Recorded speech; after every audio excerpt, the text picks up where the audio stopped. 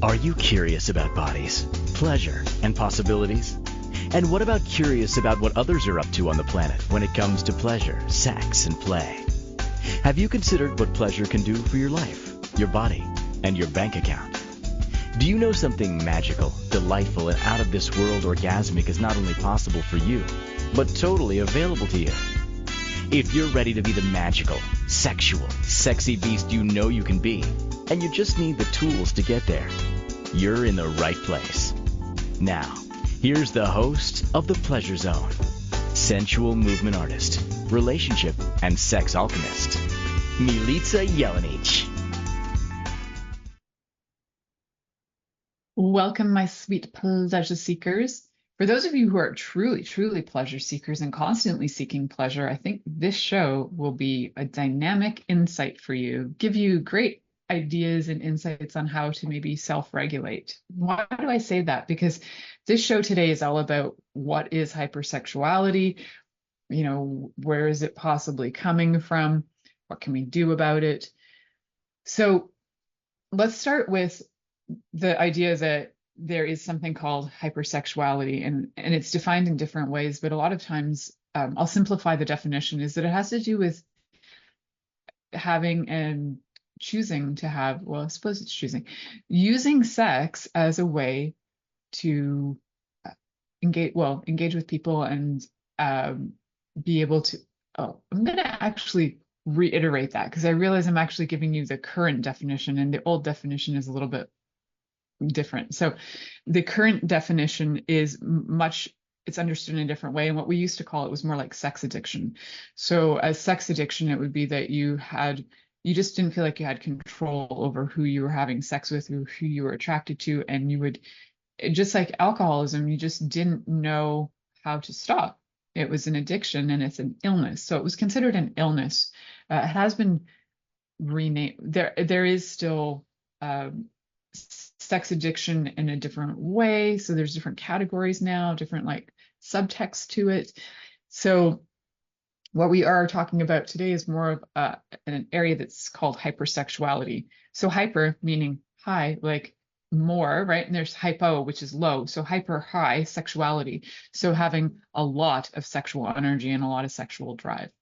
So if you feel like you're the kind of person who has a lot of sexual drive and like, you're like, yeah, and you're thinking this is ideal, an ideal thing to have, yes, it can be. What it can also do is when you have really, really high sex drive, you might also sometimes be having a lot of infidelity because you're trying to find an outlet to take or put all your sexual energy and not really sure what to do with it. So you might end up going and having either extramarital affairs, cheating on your partners, all those sorts of things.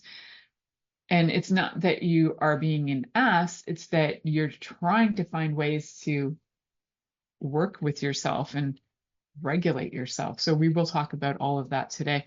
So for those of you who are brand new to the station, my name is Station Inspired Choices Network is the station, and brand new to my show, The Pleasure Zone. We've been going for over 10 years, and this particular topic is one that the topic of hypersexuality is one that's been popping up on my news feed over the last little while. And one of the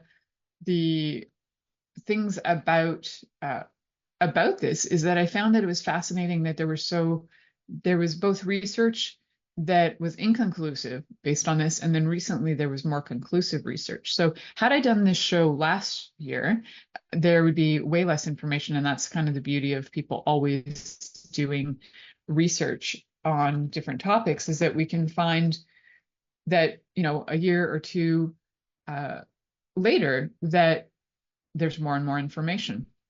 So hypersexuality in and of itself is just considered like a compulsive sexual behavior.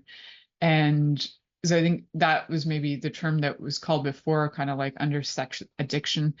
That one of the things that happens with hypersexuality is that you have all you think about in life pretty much is your urges, your fantasies, and you probably have sense of like no control over it, the way that If you're a drug addict, all you're thinking about is your next hit and you don't feel like you have control over it.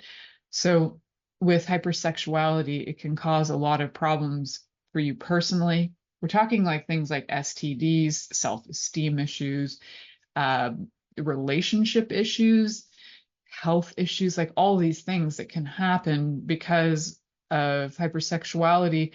Usually, when somebody is hypersexual, they're also not thinking too much about STD prevention. So they're just jumping in. I think sites like some of these dating sites, I won't like specifically name them, but there are ones that are specifically geared to find somebody to just have sex. It's the one night stands. These are set in place. They're absolutely making it easier for people with compulsive sexual behaviors, with hypersexuality, for example, to go out, swipe left, swipe right, whatever you do. I've never actually had an app on my phone.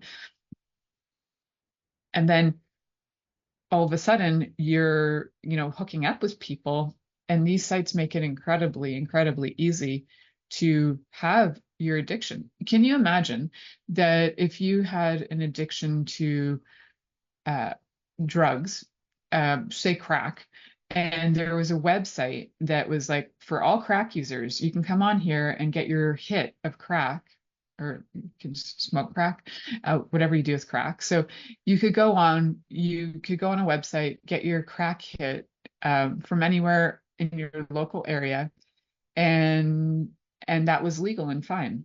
And there was no issue around that, because it's a website and it's connecting you to the people who have what you need, which is your crack. So these websites that are connecting people to their crack, which is different sexual encounters, are really not that different than, to me, than somebody who is a dealer to somebody who's an addict, and they're actually perpetuating, creating it as easy. They're not really teaching them how to deal with this or manage this, or and that's not their job. That's fine. But maybe we need somebody who's an app creator.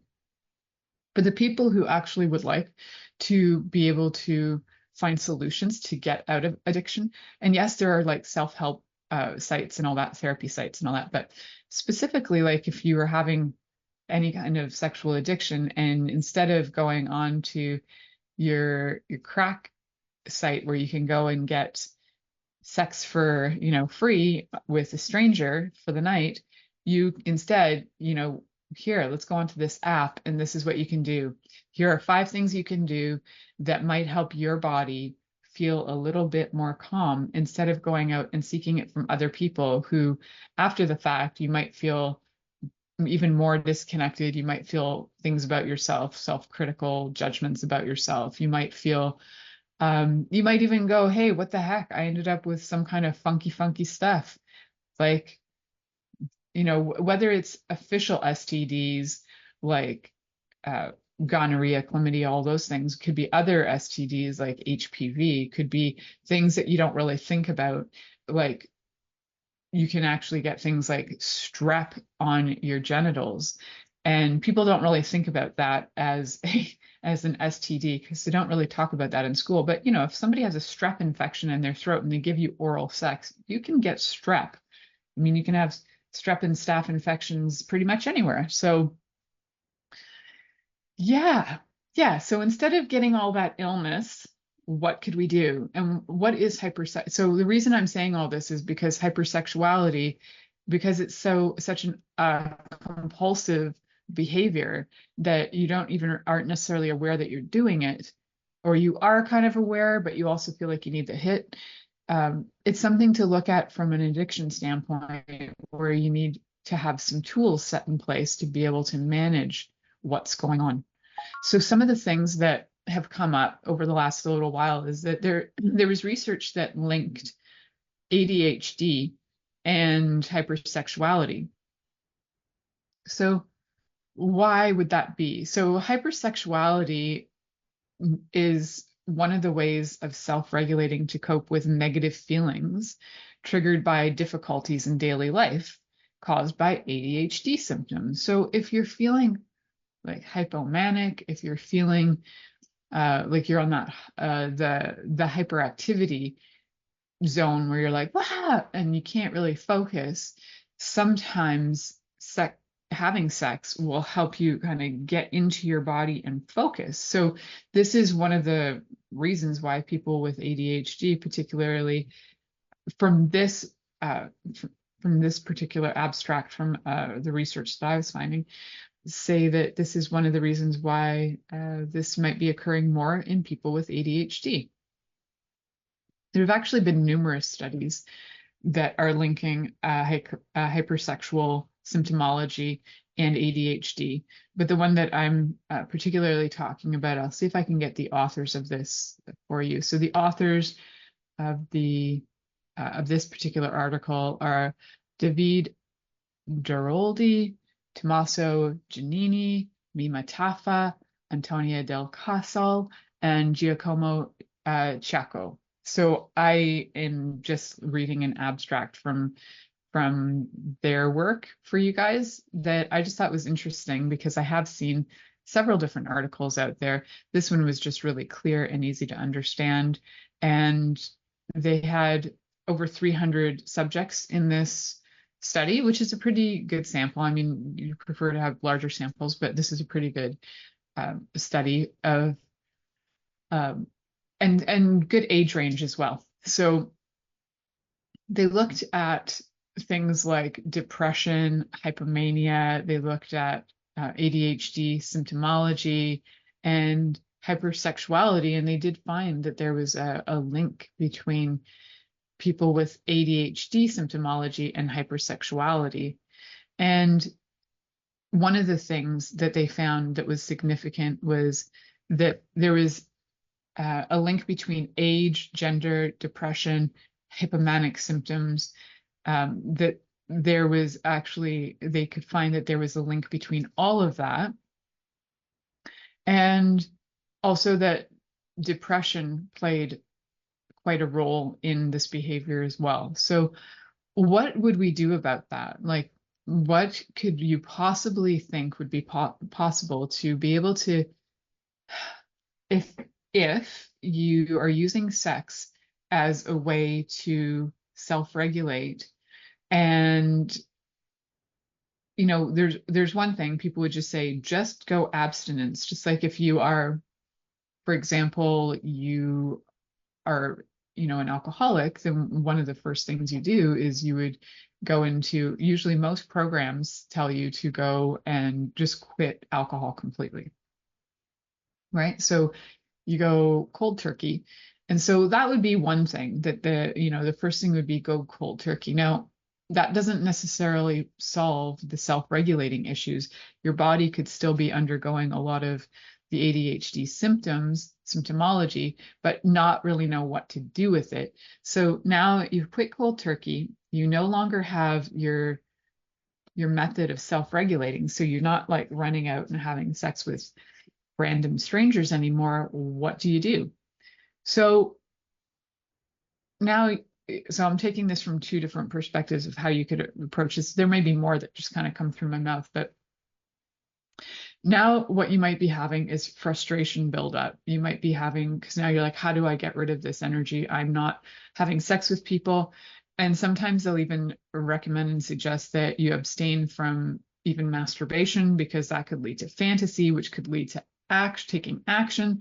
It's kind of like with alcoholism. They're like, you know, I've heard people in rooms, I'm not an alcoholic, but I was in a relationship with one, so I was in Al-Anon rooms. So that's the support rooms for families and friends of alcoholics. And you know, there was always conversation about how, you know, a lot of alcoholics will just say, well, I just drink wine. Well, that's alcohol. And so, you know, they could go for decades claiming that they are free from alcohol. Well, they were free from the stuff they used to drink, but they just replaced it. So the same could be true for sex addiction or hypersexuality. You could just be replacing sex with people, right? Like having other people, that where you might just become a masturbation addict. Like you could just spend half your day masturbating. That doesn't necessarily mean that that's a healthy thing. And I can't tell you how many dudes brag about this. It's mostly dudes brag about, I masturbate like 25 times a day. I'm like, do you ever do your dishes, or do you ever go for a walk, or how do you get work done? Are you masturbating while you're like on video calls with people? Like how much of this do you need? That would be the same as if you're on, or I'm just going to compare it to alcoholism because that's the one I'm most familiar with. So if you were at work and you were like, I only had 25 drinks today. I only had 25 shots of vodka today. People might go, what? Only 25? Like that's a lot of vodka. And they're sitting there having meetings with you, drinking vodka, and then in between meetings, they're drinking vodka. We would consider that to be an alcoholic behavior. So for some reason, hypersexuality is kind of slipped under the rug a bit. And some people just get really proud about, I masturbate all day long. Or I have sex with randos all the time. Okay, guys, this is something to look at in yourself. It's not about shaming yourself. It's looking at like, what am I trying to gain from this? What is the target? What's the long-term goal? And if the long-term goal is that you're thinking, for one, I don't think there is a long-term goal, because the chances of you meeting the love of your life through this kind of behavior is really slim, because you're going to be in a cycle of meeting people who are probably going through similar things as you are, addictive behaviors, and you might decide that you're going to heal together. That can happen. However, the chances are it's a one-night stand and you're probably not going to go back, because there is a level of shame that comes often with it. So you're probably having the one-night stand, and both of you, even though, sometimes some people have more pride in it and they're like, yeah, I did this and I'm so proud of myself. There might be that, but deep down, there's probably a huge sense of disconnection. So why I say that is because we need to bring it to a sense of connection to self. And we're going to be talking about that in the next segment. You're listening to The Pleasure Zone here on Inspired Choices Network, and we're talking all about hypersexuality today. Are you secretly a voyeur, wondering what's going on in other people's sex lives? What if now is the time for a totally different sexual evolution? Are you interested in people who are pioneers of different sexual and pleasurable practices? Lean in now with Milica Jelenic, where she will entice you and your body to know your own pleasure zone. On the Pleasure Zone radio show with sensual movement artist Milica Jelenic, you'll receive tools, inspiration, and a foundation to allow yourself to receive more in your sex life, and quite possibly other areas of your life as well. Listen for The Pleasure Zone with Milica every Monday at 8 p.m. Eastern Time, 7 p.m. Central Time, 6 p.m. Mountain Time, and 5 p.m. Pacific Time on InspiredChoicesNetwork.com.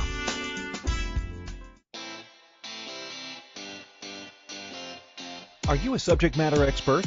Are you here to share your expertise with an audience waiting to hear from you in only the way you can deliver? Are you ready to have your voice amplified across the airwaves? Inspired Choices Network has a global radio platform streaming to millions of people across the world. Professionally produced and supported by an accomplished team every step of the way, you can broadcast from anywhere in the world, knowing your voice matters, and we ensure it is delivered with ease and efficiency. Eager to hear your message, the world awaits.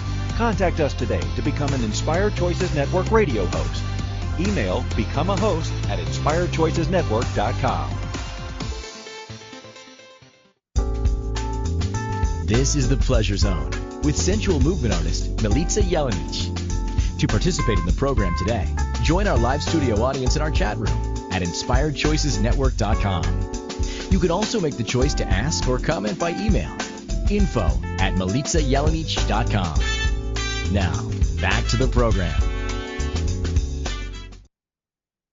Welcome back, my sweet pleasure seekers. Today we're talking about hypersexuality.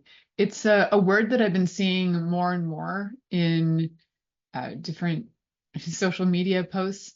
We used to call it compulsive sexual disorder, but they're starting to realize that this is not necessarily a disorder, rather that it's more that it's the body's way of showing that it's trying to regulate distress. So it's referred to as a psychopathological manifestation of distress. So you don't have to memorize that or anything. But if your brain, your mind, your psychopathology is telling you that your body is under stress, what you need to do is you need to go and have sex with a rando, some random person, or you need to masturbate like 24/7. If your body is under super distress and it needs to try and regulate, now de-stressing with masturbation is legit. Your body will calm down. You're going to bring in some happy hormones. Your body is going to be able to switch some things around. However, if you're doing it 24/7, like if you were doing anything nonstop, compulsively, then that is on the edge of an addictive behavior. So if you are, and there's going to be different thoughts on this, I'm sure. So anybody who wants to argue and is in psychology and would like to argue that, cool. I'd actually love to hear different points of view on this. And some people say, so there were other thoughts back in the day. I remember when I was in psych, one of the things that they talked about was that hypersexuality, which we didn't call it that at the time, compulsive sexual disorder, could be linked to things like, and it could still, this could still be true, because I don't know that they took the whole history of these people that they did in some of these studies with ADHD, that it could still be true that some of it is linked to early childhood traumas, which I think are common, more common than we'd like to admit. And early childhood stress is that we never were given ways to manage. So if you are a hyperactive child and you were told to calm down, well, your body's not calming down. So learning how to navigate that energy, and if you're not allowed to move it out of your system, jumping up and down, doing whatever you need to do for a few minutes to regulate yourself, then you might turn to something that you can do privately that nobody can see. And what could you do privately that nobody could see would be that you could go masturbate, or you could go do something privately like exploration with, people when you're little or whatever. So there's different reasons for sure. I don't think we can be totally conclusive on all hypersexuality is linked to ADHD and that's it, and ADHD just happens. No, I think there's like a lot more to that. And the cool thing is that there are always studies being done and there's more and more information always coming out. So if you go back and listen to this show years from now, it could be like 2029, and you go back and listen to this show from 2024, and you might go, oh, wow, there's been a lot of research since then. Fascinating. So just keep in mind the time and date where I'm actually offering this information, and it can change over time. So what I wanted to mention is, like, how do we actually do other things in order to have your body calm down? Like, what are the choices, right? So number one, getting in connection with yourself. So if your body is needing some kind of way to dump energy, and you're, trying to get out of the hypersexual activity, you're trying to find new ways to be able to regulate yourself, there's a lot of different ways. And I have to say that if you have no ideas, number one, start with, if you are mobile, if you're able to walk.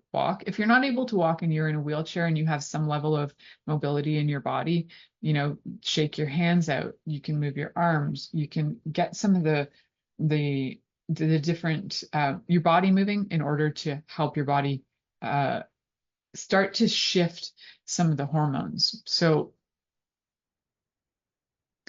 if you start to walk, number one, if you can walk on grass barefoot, you're going to start to feel connection to the earth. Now, you might, if you do have ADHD and you happen to be on the ADHD spectrum, like autism and ADHD spectrum, you might, and I don't think that word is correct anymore, if you happen to have autism. So walking on the grass might really annoy you. You might not like the texture or feeling of it. So it's up to you. But I would highly recommend that you get yourself connected to your body.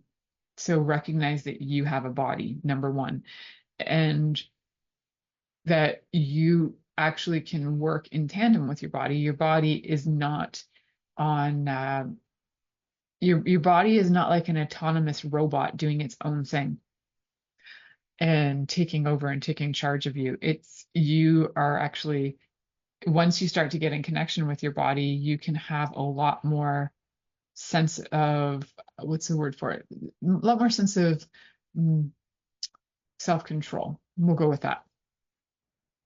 So number one, to get in contact with your body is usually, there's a feeling of not being connected to your feet and kind of always being flighty in your head. So getting connected to your feet can be really helpful. So if you don't like putting your feet on the grass, don't worry, that's not your only way. You can hold your feet or have somebody hold your feet.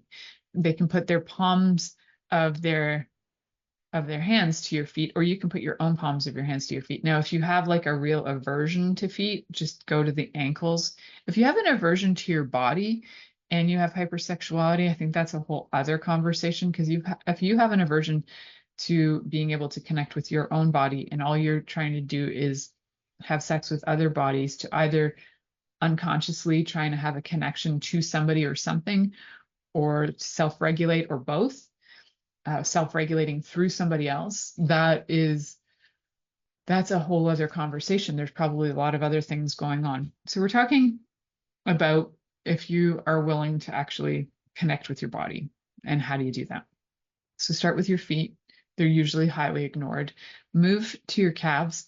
So you can actually just start with like, hold your foot, hold your calf, hold your thigh for a minute. Just hold your body. You can also do some things where you can release some stuff in your nervous system and your fascia, and you can do things like, so like your right hand to your left jaw, you can just start to like move some things by rubbing your body. You can tap it out, you can rub it out, you can do some things around your clavicle to rub it out, under your armpits, down your body, into your groin as well, because you might have a lot of tension, stress in the fascia of your genitals and down right into your pubic bone. So you could actually go and have that work done, where you would have somebody do myofascial release on your body, and specifically they'll probably find a lot of tight fascia into your hips, into your buttocks, into your pelvic area. So releasing that can also help get some of the tension and stress out of there, which might be coming, so it could be coming from a few things. It could be coming from that, too much energy is being built up there. It's not necessarily being used for creativity. It could be just people might call it sexual frustration, but what it might actually be is just a lot of energy hanging out, if we're talking chakras, in your root chakra and in your reproductive area, your sacral chakra. So there could be just like an abundance that needs to move. So moving that, you can do it through movement, through touch, through actual manipulation, like through myofascial release, through body work, like somatic body work that I do. That's another thing that you could do that can help change some of that. And you can also do creative things. You could paint, draw, and that will move that creative energy out too. So if you are somebody who is hypersexual and you really would like to be able to be having your sexual energy do something for you rather than against you, which, if you're having sex with random people and potentially getting ill from it, or mentally ill or physically ill from it, then you could always switch it over and look at the creative things that you maybe always did as a child, or maybe things you'd like to learn how to do. And sometimes you need to go out and look for inspiration. And what I like to do to look for inspiration is either look at look at what is it that I am like really attracted to watching. So I love watching videos on cleaning, but I also love watching videos on lathe work. Like when somebody puts like a hunk of wood on a lathe and turns it into a bowl. I love watching woodworking. And I also love watching glass blowing and pottery. So those are all fun to me. So I know that if I need to go self-regulate, some things that I can do are things that I like to do. So the easiest one is go organize and clean, because I know that I as much as I can avoid it, I also like having things tidy and put away. So I can help self-regulate by doing that. I also know that I like to watch woodwork. So I happen to live in a forest, and I could grab wood and I could whittle away. That could also help me self-regulate. Now I love glass blowing and I don't have easy access to it, but watching videos on glass blowing can be just as satisfying for me as actually doing it. Well, almost. I really love doing it. And getting my hands in stuff like clay. So if it's not clay, I can put my hands in mud in the garden and just move it around. And that also helps my body calm down. So for other people, it could be painting, drawing, sewing. It could be, riding around on an ATV. Like it could, archery. It could be like anything, guys. So just know what it is for you that helps your body calm down, feel connected, and helps shift the energy, and then do it. So sometimes we need reminders too. Like in our house, sometimes every one of us, including me, could forget. And then we're like, hey, have you gone for a walk today? Did you go do this today? Have you done that today? It's like, oh no, okay, yeah, I'll go do that. And then you do it and you feel a bit better, right? So some people love running. I personally don't, but if running is your thing, then you might also want to try that. So know that if you think you don't know what you really enjoy, then go look at other things that you do like, that aren't necessarily like watching porn all day, masturbating all day. There's probably something else you like as well. Look to that as a source that you can choose and do for you in order to kind of get you out of that rut.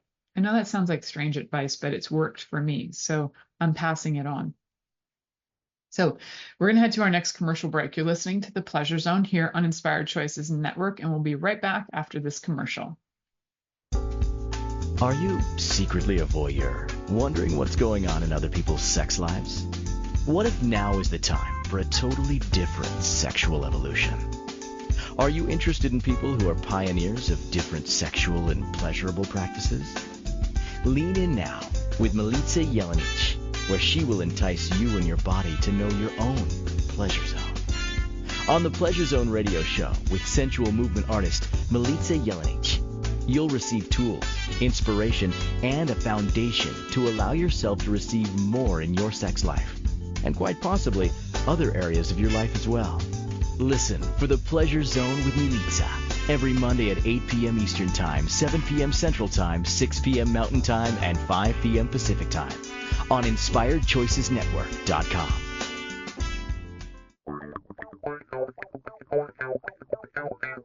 Interested in masturbating for money, copulating for consciousness, and pleasuring on purpose?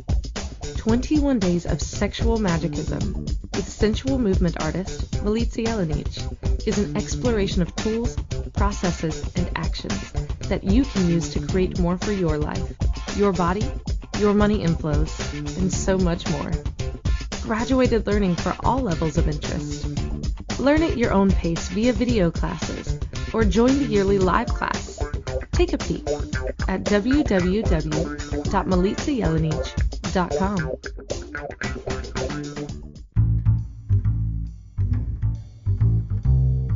How wonderful would it be to carry your favorite Inspired Choices Network host with you throughout your day? Well, now you can. Inspired Choices Network now has its very own mobile app. Our free app offers live streaming shows, along with thousands of podcasts and TV episodes. Our shows cover a wide variety of topics. Whether you're waking up with us, carrying us through the day, and taking us to bed with you, we're always here for you to enjoy. We're easy to find. Just search for Inspired Choices Network in the Apple App Store or Google Play Store. This is the Pleasure Zone with sensual movement artist Milica Jelenic. To participate in the program today, join our live studio audience in our chat room at inspiredchoicesnetwork.com. You can also make the choice to ask or comment by email, info@milicajelenic.com. Now, back to the program. Welcome back, my sweet pleasure seekers. So today we're talking about hypersexuality, as it's been popping up on my social media feeds quite a lot lately. So hypersexuality, now I think at some point soon they're gonna have different definitions. So there used to be compulsive sexual disorder, sex addiction, hypersexuality are all kind of clumped together, but there may actually be some nuances, and so I think they might actually redefine these in the future more in a little bit of a different way. They haven't yet, so I won't get into that, my thoughts on that. So I think one of the questions that might come up is, how do I know if I am hypersexual? Like, what if I just have really high sex drive? What if I have really high testosterone? Yes, you might have really high testosterone, and you might have really high sex drive. And you might have really high sex drive, and that might not be hypersexuality. So let's talk about some of the signs of hypersexuality. So one of them is that you might be having that you might choose to like repeatedly engage in sexual behavior, sexual conduct, contact with people, with no regard, but not even just with people, but even with yourself, with no regard to whether you're harming yourself or others. So, having sex with somebody and then, they feel highly connected to you and you don't feel connected to them, and you just walk away and you're like, meh, whatever. So you don't even care that you might have hurt them. You could be doing it to yourself too, where, hypersexuality, you could be taking it to an extreme with things like autoerotic asphyxiation, where you're choking yourself, harming yourself to try and get the next high with sex. So it could be getting to a really extreme level. There also might be like a lot of time spent in your life, like consuming your life with, how am I going to get how am I going to get sex next? What am I going to do? What kind of fantasies are we going to have? This is what this is how I feel, and I'm feeling sexy, and I want to do A, B, C, and D to you. And sometimes it will be even to the point where with hypersexuality, it doesn't matter to you whether the person that you're with is enjoying it or not. It's like the opposite of compersion. So compersion is where you really enjoy watching somebody really enjoy themselves. This is kind of like, doesn't matter to you because you don't really care about the other person. You're just trying to get the urge to be satisfied. So another one might be that you could be repeatedly engaging in fantasies. So whether it's that, when I say engaging in fantasies, and not just that you have them in your head, it's that you're living your life constantly as a fantasy that may increase and continually have more and more danger involved. That can often happen. And it wouldn't even matter to you whether you're like depressed or happy or whatever. It's just the compulsion to keep choosing it and keep doing it. Or you could be, say, for example, at a funeral, and I'm throwing that out because there's been a lot of funerals lately. You could be at a funeral and you wouldn't care, and you would just, go behind the coffin and get it on or something. Like that is a bit extreme, right? So it wouldn't matter about the mood or the life event that's going on. You would just feel compulsion to do that. So you might also have a feeling that you might be trying to control or reduce your sexual fantasies, but you're not successful at it. So if you've tried and tried and tried again, you're like, I just can't help myself, I just feel this all the time. Okay, well then that would be something that you can go talk to. Usually talking to somebody who is a specialist in hypersexuality would be helpful, because they can teach you some things to look for in terms of triggers, and also teach you a few things in terms to look for in order to regulate yourself, that would be a little safer, right? So I kind of mentioned, find other things outside of sex that you actually have interest in. And if you really have none, this is a great time to go out and explore the world, hands off your crotch and put the tech away so you don't have access to any of the porn or any of the sites that might trigger you, that might invite you into having hypersexual actions or like activity. So what are some hypersexuality triggers? So a lot of things in terms of compulsion, there's often a lot of things that will trigger that, like anger and sadness and loneliness, boredom. You might have seen something, you might have been watching a movie and something comes up and you're like, oh, that's such a turn on, and then you just feel compulsion to do something about it. The next thing you know, you're either trying to get your partner to do that with you, or you're, well, if you won't do that, then I'm going to go find somebody else who will do that kind of thing. So there's that kind of stuff that can happen. There's also a lot of trauma that can create this as well. So it can be a post-traumatic response. So sometimes hypersexuality, which I'd mentioned before, as much as it can be linked to ADHD now, they can see that. What is ADHD linked to? Could also be linked to things like anger, sadness, loneliness. Could also be linked to depression, and could also be linked to trauma, right? So all of them are kind of intermingling. And if you look at it from a trauma perspective, there is a lot of work that can be done to release trauma in the body. So somatic work in general, so body work, so whether you're doing somatic breath work, somatic movement, somatic breathing, so we said breath work.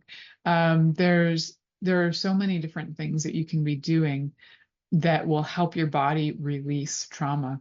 There's excellent work called trauma release exercises. You could take classes, you can go to sessions, you can see some on YouTube. There is all kinds of somatic movement. There are actually a lot of apps now that even include, I think there's one called Better Health, Better Me, Better Health, something like that, that has a whole program of somatic movement. If you'd like to have one-on-ones to learn about that, you can always come over, and I do body work that is somatic movement on your body to help your body release that. So you're not just doing exercises on yourself, you're actually having it done to you with your body, so that your body can release in a way that's also being observed and honored. And so then, you might need to talk about stuff too while that's happening. So a lot of what hypersexuality is coming up for if there's the anger, sadness, loneliness, trauma, whatever has triggered that, there's an internal desire to escape that trigger. So if you feel traumatized by a sexual violence, for example, then you might do the opposite, where you decide that, well, this happened to me, so I'm going to jump not only in the sack, I'm going to do that with everybody and not care about them, because that's what happened to me. Somebody didn't care about me, so I'm going to go do that to others. And that is actually not that uncommon. So how do you start to move out of that? You start to care about yourself. That really helps. One of the things to do, like I was saying, get familiar with your body, then start to change your mindset. You can do those simultaneously. And one of the things is to become feeling like you're more the author of your life, the authority in your life, that you are choosing your life. And one of the things that I like to say for that is I choose to know that I am the authority in my life. And then eventually I can get to the point where it's like, I choose to know that I'm the author of my life. And then I might keep saying that for like 100 times, and then eventually go, I am the author of my life. And then it might come to the place where I am, and then it might come to the place where it can evolve. Those things can evolve and into other stuff too. And then I sometimes too, with like the lack of feeling loved or requiring a feeling of connection, is I choose to feel connected to everyone and everything. And you can add to that if you want, but I choose to know connection. You can start with that. I know connection. I am connection. I connect. You can see how those can evolve as well. And then, and I am, I connect, I am connected. And you might go with God, source, energy, whatever you want to add into that. And then I choose to know God. I know God. You can go on from there.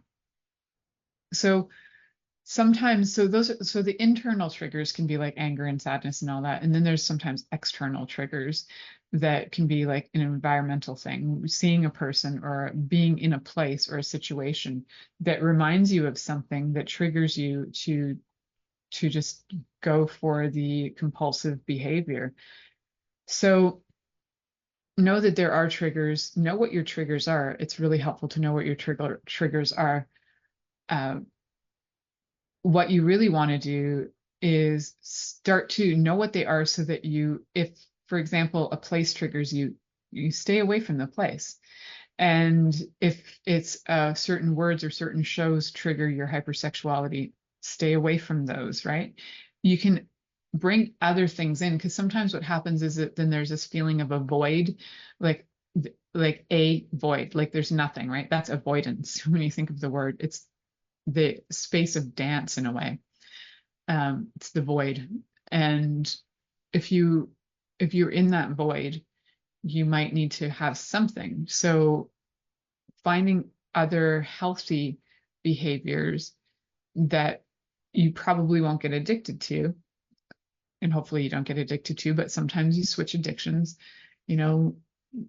glass blowing. If I was an addict at glass blowing, I suppose I could have a really prolific business. It's still an addiction to work though. So, addictions of any kind, we need balance. So just know what it is and avoid all that stuff. And then one of the other things you need to do is create a plan and then stick to your plan. So if your plan is that you're going to go on a date and you're not going to have sex with somebody, stick to the plan. And also, usually for the first year of getting out of any addiction, it's really important to not actually date, get to know you, number one. And then as you start to know you, then you're going to start to feel a little bit more at ease and more confident, so that you're not relying on other people to fill the void that might be happening. So finding your healthy outlet, sticking to your plan.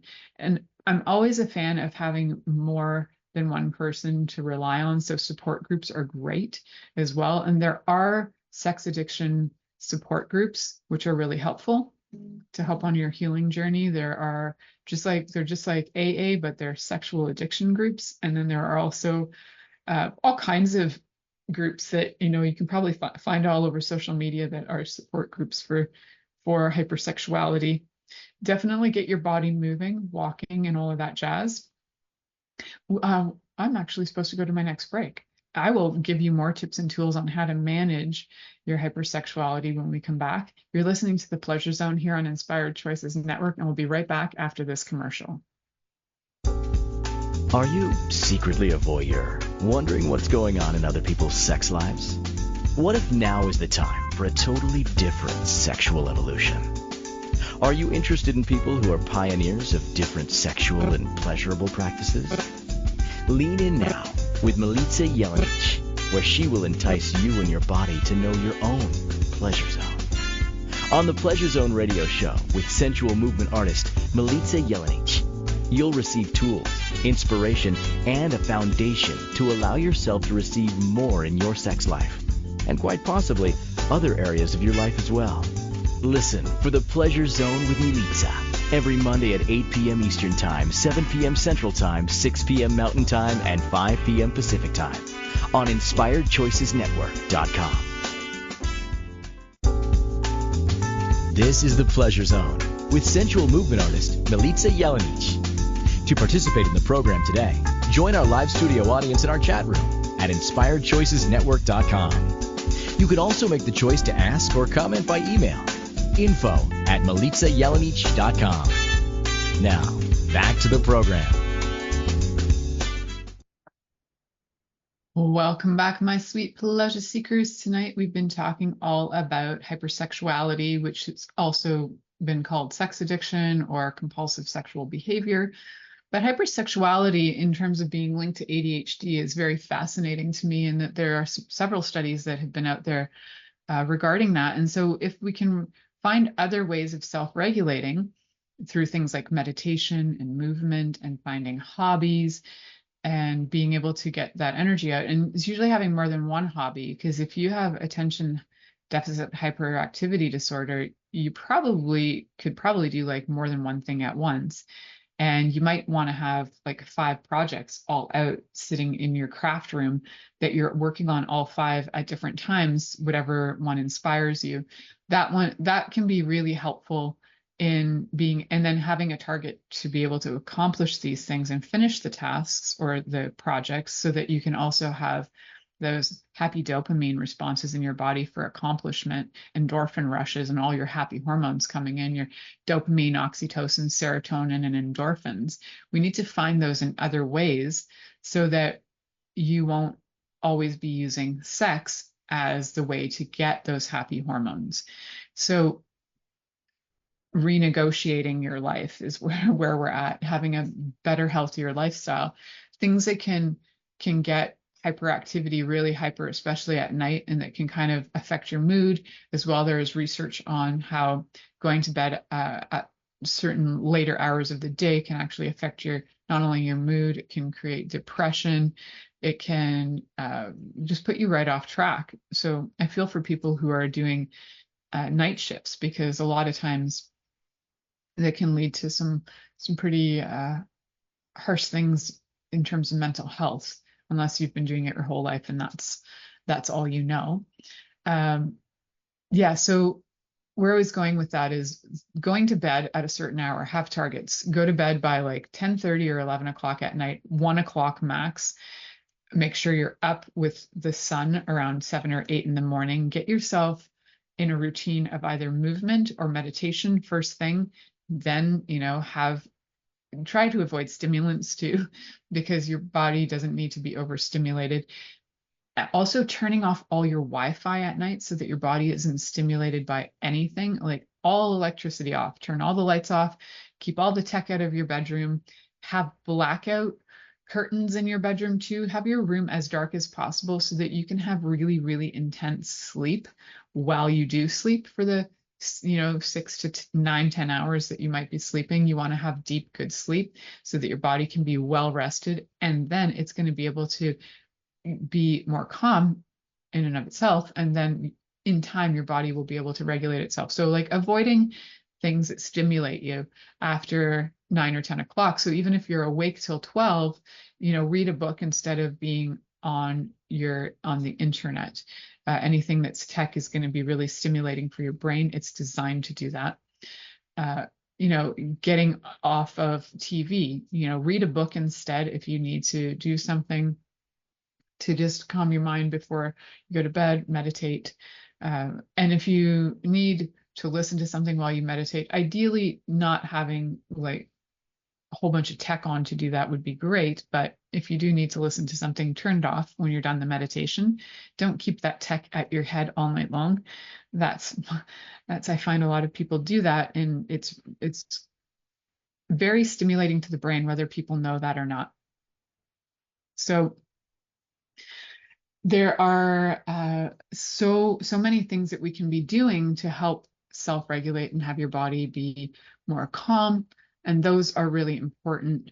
So if you do have questions, and if you're not sure where to start or what to do, you can always connect with me through my website, milicajelenic.com. I'm happy to get on a call with you. Happy to go through, find out what your triggers are, find out what you need to avoid, find out what it is that you can be doing to replace those triggers. And, your first 15 minutes with me is free. All you got to go over to that website, milicajelenic.com. Get on my booking link on there, book a time, and we'll go through stuff and figure it out. Until then, have a great day. Thank you for listening to The Pleasure Zone with sensual movement artist Milica Jelenic. The Pleasure Zone returns next Monday at 8 p.m. Eastern, 7 p.m. Central, 6 p.m. Mountain, and 5 p.m. Pacific on InspiredChoicesNetwork.com. We hope you'll join us. Until then, have the best week of your life by choosing to be turned on and tuned in to your body.